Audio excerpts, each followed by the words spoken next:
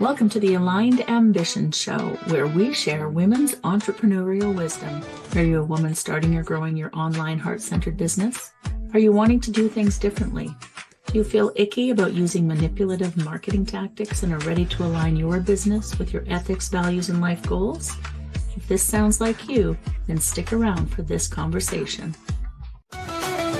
We're the dreamers, the believers, breaking through the mold, building up our visions with a purpose brave and bold. All right, welcome. Welcome to the Aligned Ambition Show. I'm your host, Larissa Russell. And today I have with me Terry Ann Russell. Terry Ann is a Reiki master teacher, soul guide facilitator, and author. She is an intuitive empath healer with abilities in... I should not read bios. This is my thing always.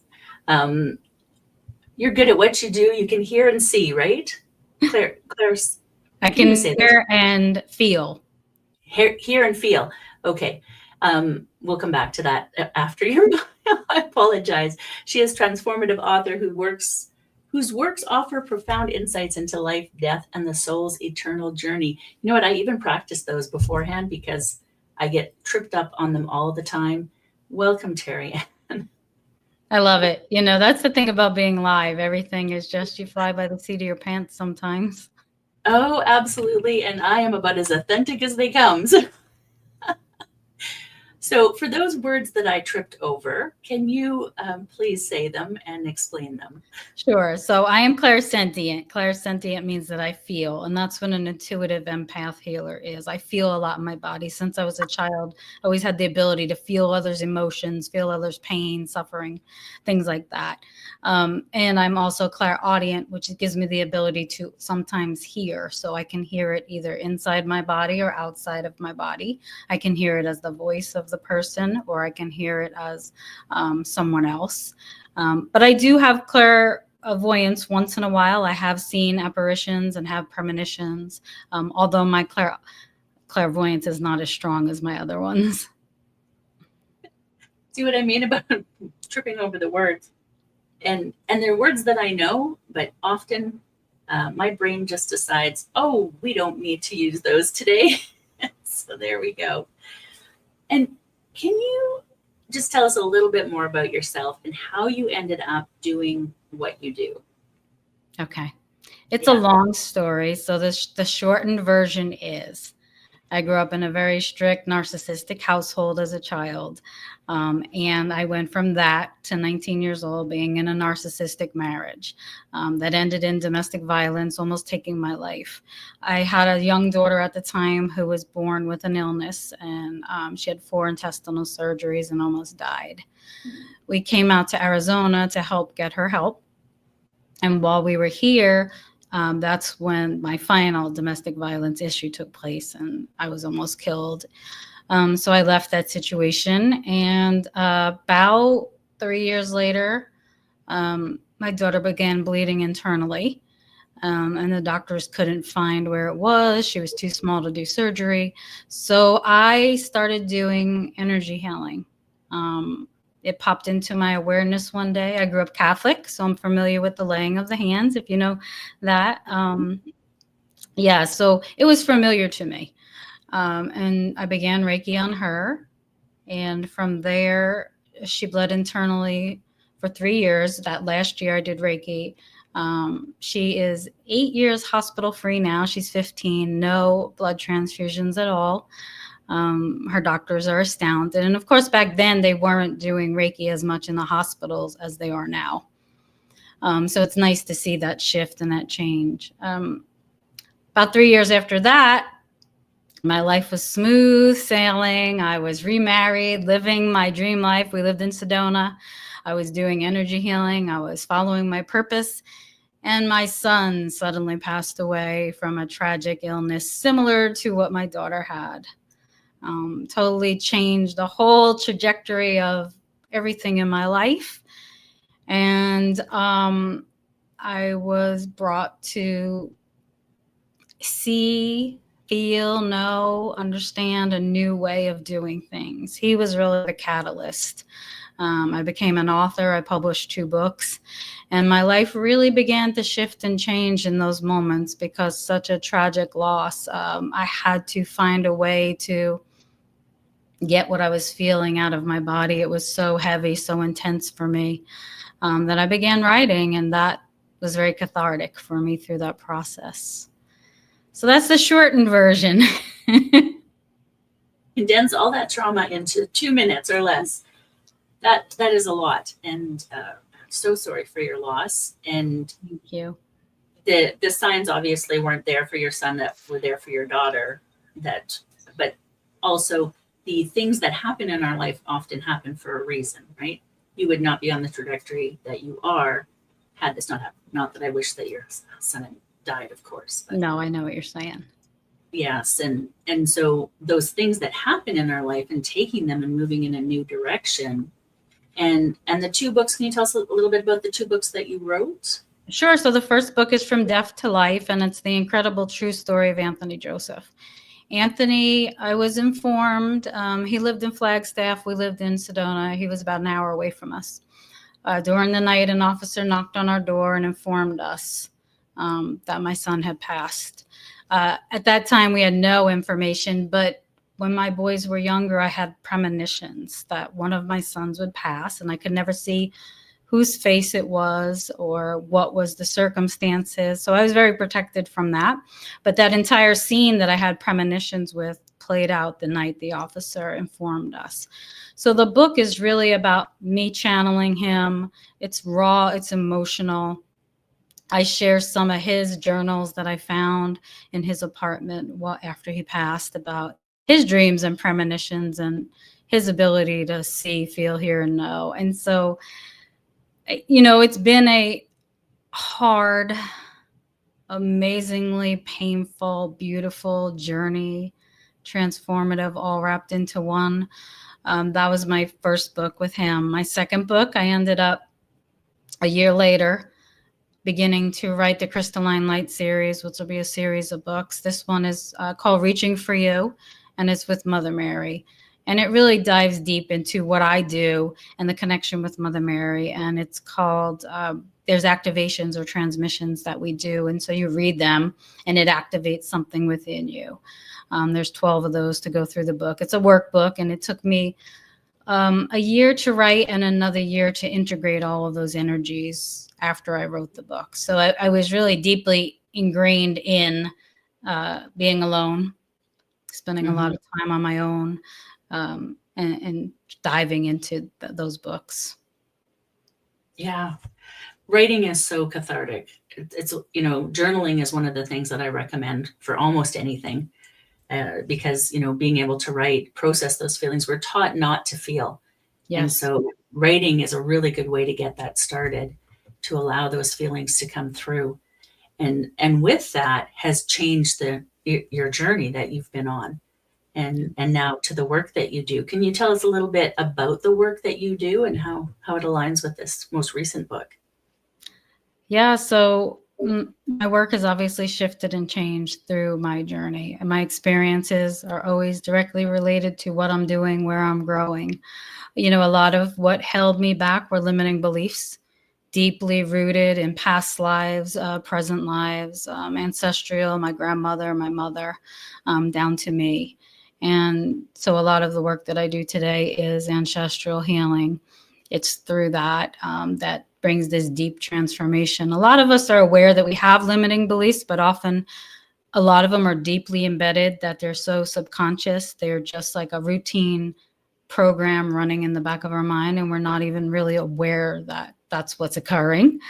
So a lot of my clients that come to me, I often share with them, it's about really being mindful, getting into a space of starting to hear how we talk to ourselves in those moments when we're alone, right? I used to think, even before Anthony and Sophia, that I was a positive person until I started to listen to me talk to myself.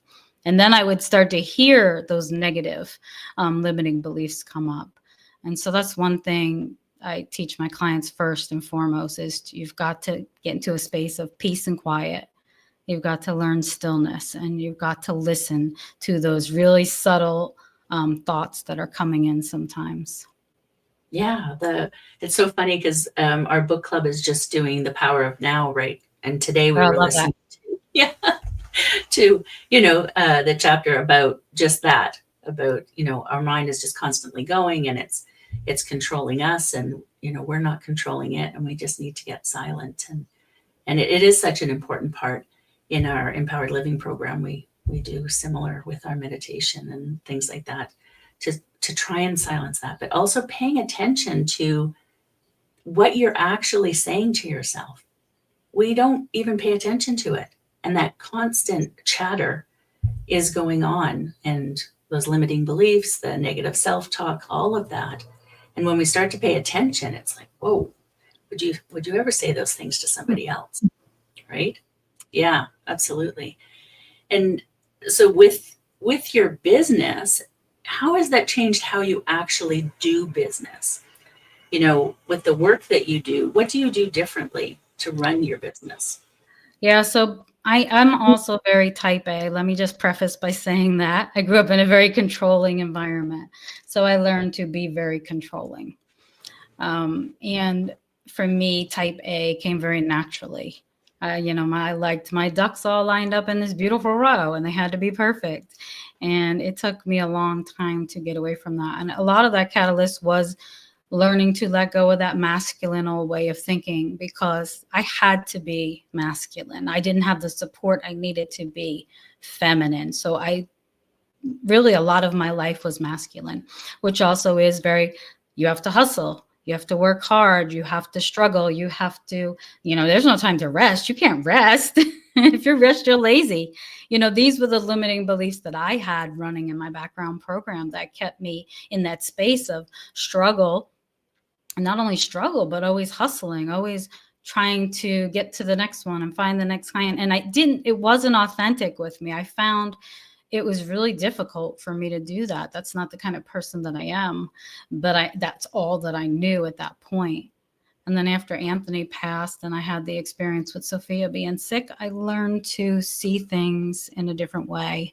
There was a more feminine way of doing things. And a lot of what I do today with the working on limited beliefs, sacred wellness is about balancing that masculine and feminine, right? Because we don't want it to just go away. There is a need for a part of us to be masculine, and there's a need for a part of us to be feminine. So how do we find that balance within us? And finding that balance is a lot of what I teach. So being authentic for me is sharing my vulnerability, learning to use my voice and share my truths. I share a lot. I'm very vulnerable and open about my experiences. And I think that comes through in the work that I do. When I meet people, especially people that have lost children, it's hard to understand if you haven't had that type of experience. I can have empathy and I can have compassion, but when you have the next level, now I've experienced this. And so that compassion and empathy is sort of amped up, right? I have a different understanding. And because I'm such an intuitive empath healer, I feel so much of what their pain is. I'm able to relate that to them. Does that make sense? Oh yeah, absolutely. Speaking my language. I think it's really important as we move into the feminine energies, right? Because you're right, we have to have both, but we've been so immersed in the masculine energies in the way our world runs, and not even the healthiest of masculine energies. Right. So to bring those feminine energies in can be sometimes a struggle, because it goes against what we've been taught, right? Our intuition, our creativity, our collaborations, and all of the different things, the energies that go with that are not things that we are typically taught, right?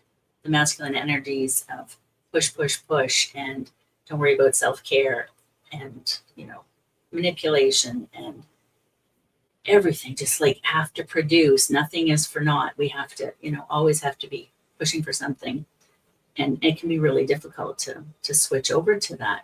What's one thing that you help sort of get people that you work with to move towards some of those feminine energies?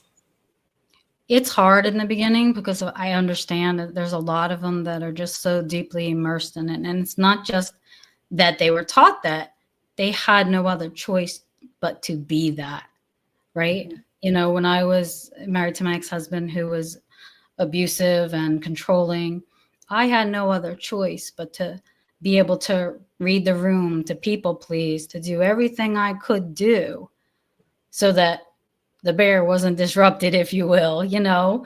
And a lot of that is so deeply embedded within our cells. Our cells hold on to that memory as well. So when I'm working with women who are stuck in that, you know, I've tried, you know, and a lot of times I think we also have the belief that self-care, I just did a show on this the other day, like self-care is not what you think it is. It is those things, but it's also going deeper into that. It's saying no, it's learning to use your voice and not having any guilt. And as a mom and a wife, sometimes we harbor a lot of that guilt because, you know, we have other people that we're thinking about and we say no. So with my clients, there's many different modalities I've been trained in. I like to use theta healing for those deeply embedded emotions that really dive into those cellular memories that are there. And that can be also from past lives. And that's where my spiritual hypnosis comes into play too. Maybe it's a spiritual hypnosis session that I'm going to do where we're looking at the past lives and why they're exactly like that. So there's many different modalities. I always say when I'm choosing to work with somebody, you know, I tune into exactly what it is that they need. So they may come to me for Reiki, but that may not be what they end up doing because, yeah, I can do it, but it's not the result or the benefit that I feel that the guidance I've been given from their higher self needs. That's what I love about having so many different modalities in your toolbox, right? Because that's often the case. There's no one way to fix things. And so, you know, using different tools along the way, I think is really important. I also, well, I love learning. So, you know, Me too. all those certifications, let's get them all. I don't do as much hands-on healing any longer, although I've been really called to move back towards it. So I may in the near future. But, you know, just having those tools as I work with the women that I work with has been really helpful and I think really important to do that. And yeah, to help people move, because it is that when you were talking about the cellular, like it's in our body and we have to remove that. So just like thinking it away doesn't do it. You know, I remember years ago, I'd done all this therapy about, you know, a family member and was like, oh, I've got this, right? Run into them in public and realize I don't got this.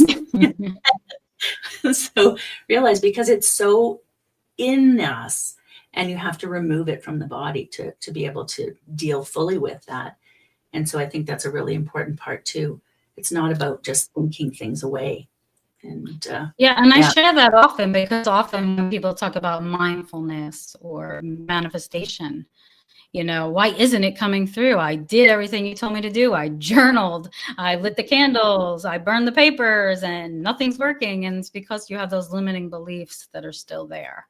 And the body, what I found because of my grief with Anthony, because I had not experienced grief that deeply, I had grandparents that had passed, but they were in their 90s. So it wasn't, you know, unexpected. It wasn't as emotional. And so what I found with my grief was that it was so entrenched in my physical body. Even though I had all these tools, my body was reacting to things and my body will still react. We're just coming up on 6 years and my body goes into this mode. June and July, he was born in June, he passed in July 27. My body, before I'm even thinking about it, is going into this mode of freeze. I know it's coming. What's it going to look like? It's going to be so painful for me to experience. So often what I teach my clients is about the body aspect of it. And I think a lot of them miss that sometimes because we're not thinking, we're thinking with our mind, our logical, but our body is the intuitive. That's the feminine aspect of us, right? We're going to feel these things. And so when we feel them, if we're recognizing a feeling I get about somebody, you know, I was taught Don't be rude, hug that person, kiss that person when you're little. And I would get like this feeling about them, and I didn't want to do it, but I was forced to do it. So as I grew up and I started to learn all this stuff, my body would actually react to this before my mind would even get into this. And then I would be like, oh, you're being silly, and that's where the thoughts come in, because then you're like, no, it's nothing, just do it. Hence the reason I was in the situations I was in. Yeah. And that's a really good point, because we are often, we are from childhood indoctrinated into certain things that we're supposed to do, and that really do cause us a lot of harm, especially women. A lot of harm as we get older. I mean, everyone, but women, and that's a perfect example of the things that we are forced to do, whether we want to or not. And then we, grow up, and all of a sudden we're just doing the things that go against everything within us. Those safety mechanisms are kicking in, but we're ignoring them because we've been taught to ignore them. Yeah. And so coming back to that. Really and important. It's nice to see. So my daughter is just 15, and she can use her words, and she can verbalize, and she says, oh, that person makes me uncomfortable. I'm not going to do that. And I'm perfectly fine with it. But I've had family members say that, no, she has to do that. And I'm like, no, she is not going to do that. Because of my experiences, I've been able to now help her see that she has her voice, right? I wasn't allowed to use my voice. So one thing I've done with my daughters is really teach them the importance of the voice and using that. And it's funny how you still get that pullback from those older generations about what's right. Yeah, it's so well. And even I wouldn't even say just the older, definitely the older, but the younger generation as well. My daughter is really good, but some of her friends will be like, no, you need to do that, because they got it from their parents and so there's still some work to be done. We just keep moving forward, but it is getting so much better, because I notice it like with my grandkids, the difference in how they're being raised. Yes, it's okay to say no and all of those things. So yeah, absolutely. Wow, so many important things to share. And any final thoughts before we go today? Anything we didn't touch on that you want to make sure people know? I would just say, really trusting your intuition and trusting your higher self is so important. More than trusting other people outside. We've also been taught to listen to other people outside of us over our own intuition. And so one of the things I teach is connecting with the higher self, and the importance of really listening, because we are always connected to source, right? There's a piece of us through our soul that is always connected and knows the way. But we've just been so inundated and busy and overwhelmed that we haven't been able to do that. So just listen to your intuition, connect with your higher self, make time for stillness and stuff like that. That would be my message. Oh, I love that one. It's so important. And thank you. Thank you. And so where can people find you if they want to learn more or get in touch with you? So my books are on Amazon, but you can also find me on Linktree at Terry Ann Russell, and all of my services are there. My books are there. You can access everything on there. My podcast is on there as well. Perfect. And we do have that linked below. So if you're looking for Terry Ann, just click that link and you can find all of her resources there. And again, thank you, Terry Ann, for joining us today. Thank you for having me. All right. And for our listeners, thank you for joining us, and we will see you next time on the Aligned Ambition Show. Are you a woman interested in aligning your heart-centered business with your ethics, values, and life goals? Join our Aligned Business Building Mastermind for accountability, like-minded women who become your business colleagues to share your journey with, resources and trainings, and so much more. Join us for 1 month free using the link below. Thank you, and we'll see you next time on the Aligned Ambition Show.